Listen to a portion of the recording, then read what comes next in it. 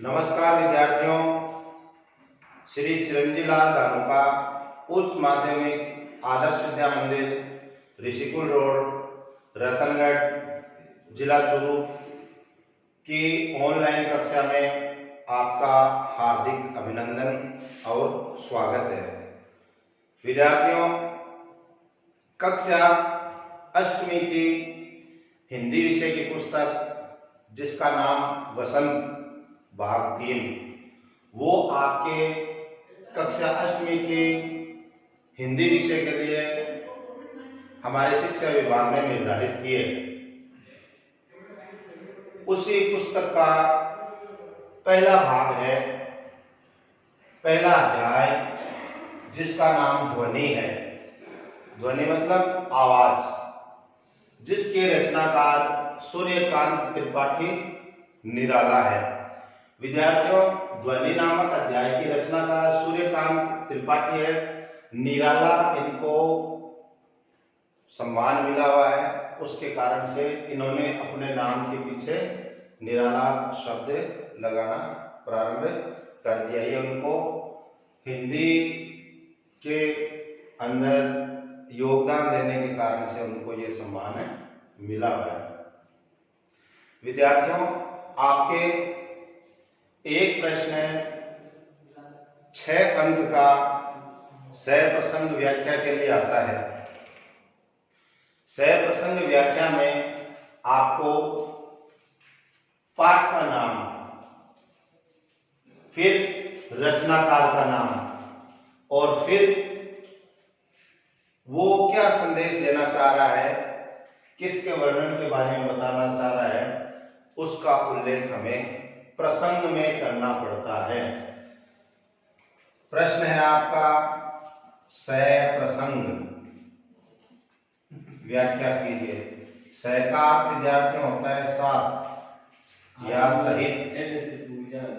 सहित और प्रसंग में आपको बता ही दिया पाठ का नाम और रचनाकार का नाम लिखना होता है। तो विद्यार्थियों, इस प्रथम अध्याय के लिए अपना प्रसंग किस प्रकार बनेगा वो देखिए। प्रस्तुत पद्यांश हमारी पाठ्य पुस्तक में संकलित ध्वनि नामक शीर्षक से अवतरित है, जिसके रचनाकार सूर्यकांत त्रिपाठी निराला है।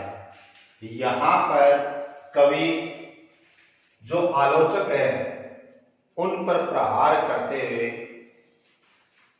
उनको समझाते हुए कहता है कि अब विद्यार्थियों, प्रसंग की बात आपकी पूर्ण हो गई है। इसके बाद में आप एक पंक्ति खाली छोड़िएगा। खाली छोड़ने के बाद में आप व्याख्या शब्द लिखिएगा, उसको रेखांकित कर दीजिएगा, विवरण चिन्ह लगा दीजिएगा और सामने की पंक्ति खाली रहेगी। नीचे की पंक्ति से आपको जो हिंदी अर्थ है उसको आपको लिखना है। अब मैं आपको प्रसंग बता चुका हूं। प्रसंग आपको कैसे लिखना है, किस प्रकार से लिखना है, यह बात आप परिचित हो गए। अब हमें व्याख्या की तरफ बढ़ने से पहले इस पद्यांश के 2 पद्यांशों में विभाजित है यह अध्याय। दोनों पद्यांशों के आपके कुछ काठिन्य निवारण यानी शब्दार्थ है, उनको देख लीजिए। मृदुल कोमल, पात पत्ते, गात शरीर, कर हाथ, निद्रित नींद में, प्रत्युष प्रातःकाल, तंद्रालस आलस्य, लालसा इच्छा, नव नया, जहां संसार। ये विद्यार्थियों इन दोनों पद्यांशों के कुछ कठिन शब्दार्थ है, उनका अर्थ आप परिचित हो चुके हैं। अब देखिए व्याख्या में अपने लिखेंगे, अभी न होगा मेरा अंत। कवि संबोधित करते हुए कहता है कि मेरा अभी अंत नहीं होने वाला है। क्यों नहीं, अभी अभी ही तो आया है। मैं इस संसार में अभी अभी तो कवि बनकर के और प्रस्तुत हुआ हूं। मेरे वन में मृदुल वसंत, मेरे जीवन रूपी वन है, उसके अंदर नया नया बसंत आया है, अर्थात नए नए अंकुरण हुए हैं।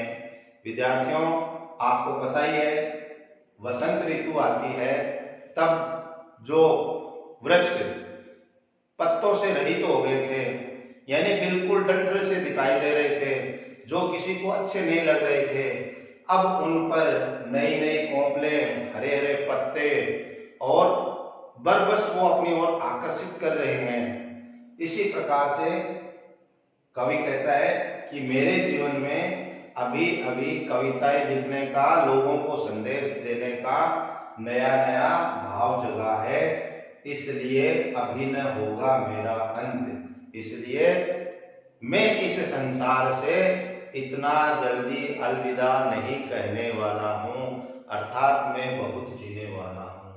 हरे हरे ये पात, ये जो हरे हरे पत्ते हैं, ये मेरी कविता के शब्द हैं जिनसे मैं लोगों को संदेश दूंगा। अब देखिए, डालियां कलियां कोमल गात, वृक्ष पर आपने देखा होगा कि शाखाएं, कलियां हैं, हरे हरे पत्ते हैं। ये क्या है? बिल्कुल इस वृक्ष के रूपी शरीर के कोमल भाग हैं, शाखाएं हैं। मैं ही अपना स्वप्न मृदुल कर फेरूंगा निद्रित कलियों पर। मैं जो ये पेड़ों पर रात्रि की निद्रा से कलियां है, वो आलस्य के कारण पूरी खिली हुई नहीं है, मैं इन कलियों पर प्रेम पूर्वक अपना हाथ फेरूंगा, अर्थात मैं इनके आलस्य को दूर करूंगा। विद्यार्थियों, इस पंक्ति के अंदर कवि हमें ये संदेश देना चाहता है कि पुष्प रूपी मनुष्य, कलियां रूपी मनुष्य है, उसके अंदर जो आलस्य है, जो निराशा के भाव है, उनको मैं मेरी कविता संदेश देने वाली प्रेरणादायी कविता के शब्द हैं, उनसे मैं उनके जीवन में संचार करूंगा, आशा का संचार करूंगा, उत्साह का संचार करूंगा, नई ऊर्जा को उनके अंदर समावेशित करूंगा, जिससे उनका आलस्य है वो दूर हो जाएगा और उन्होंने जो श्रेष्ठ सकारात्मक स्वप्न देखे हैं वो सत्य साबित होंगे। क्यों? क्योंकि प्रातःकाल होने पर पुष्प की जो मुरझाई हुई कलियां हैं वो खिल उठती है, तो मेरी कविता के माध्यम से उनके जीवन में आशा और नई ऊर्जा का संचार होगा और अच्छा होगा। ये विद्यार्थियों, आपका पहला पद्यांश पूरा हो गया। दूसरा पद्यांश, पुष्प पुष्प से तंद्रा रस लालसा खींच लूंगा मैं। पुष्प, प्रत्येक फूल के अंदर जो आलस्य है, उस आलस्य को मैं मेरी कविता के अच्छे विचारों से, उस पुष्प से मैं आलस्य को दूर कर दूंगा। कहने का अर्थ यह है विद्यार्थियों, वर्तमान के युवाओं के अंदर निराशा, आलस्य और अन्य प्रकार के नकारात्मक विचार घर कर गए हैं, उनको मैं मेरे संदेशदायक कविता है, जीवनोपयोगी कविता है, उससे मैं उनके पुष्परूपी जीवन से आलस्य को दूर कर दूंगा। अपने नव जीवन का अमृत सहर्ष सींच दूंगा। मेरे जीवन का जितना भी श्रेष्ठ अमृत है, अच्छे विचार हैं, अच्छी कविता के शब्द हैं, जीवनोपयोगी शिक्षा है, उससे मैं उनके जीवन को सींच दूंगा, अर्थात उनको प्रेरित करूंगा। द्वार दिखा दूंगा फिर उनको, और जिन युवाओं के मन में निराशा का भाव घर कर चुका है, वो जीवन से हताश, निराश, दुखी हो चुके हैं, उन युवाओं को मैं सकारात्मकता और श्रेष्ठ कार्य करने का दरवाजा है वो दिखा दूंगा, अर्थात उनको श्रेष्ठ कार्य करने के लिए प्रेरित करूंगा, उनको वो मार्ग दिखला दूंगा, निराशा और नकारात्मकता को उनके जीवन से दूर कर दूंगा। है मेरे वे जहां अनंत, ये ऐसे निराशा से युक्त जितने भी युवा हैं जिनका कोई अंत नहीं है, उन सभी को मैं मेरे श्रेष्ठ विचारों से उनके जीवन में निराशा को दूर करूंगा, अज्ञान को दूर करूंगा और अच्छा मार्ग है वो दिखला दूंगा। हे मेरे आलोचकों, अभी न होगा मेरा अंत। जो आप लोग आलोचक लोग हो, उनको मैं सीधा चुनौतीपूर्ण कहता हूं कि आप इस बात को स्वीकार कीजिए, मेरा अभी अंत होने वाला नहीं है। क्यों? क्योंकि मैं जो निराश युवा पीढ़ी है उसके अंदर आशा का संचार करूंगा, ताकि वे अपने जीवन को सुखद, संपन्न और व्यवस्थित बना सके। विद्यार्थियों, ये दोनों पद्यांशों की आपकी सह प्रसंग व्याख्या हो चुकी है, शब्दार्थ आपको बता दिए। अब आपको इसका जो गृह कार्य है वो देख लीजिए। गृह कार्य में आपको प्रथम अध्याय के सह प्रसंग व्याख्या कीजिए। आपने गृह कार्य करने के लिए एक अभ्यास पुस्तिका निश्चित कर रखी है।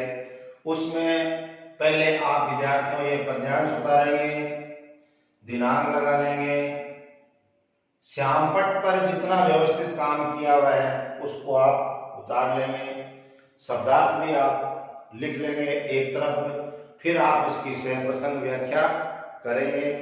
अगले ऑनलाइन वीडियो में अपने दूसरे अध्याय का अध्ययन करेंगे। वंदे मातरम, जय हिंद।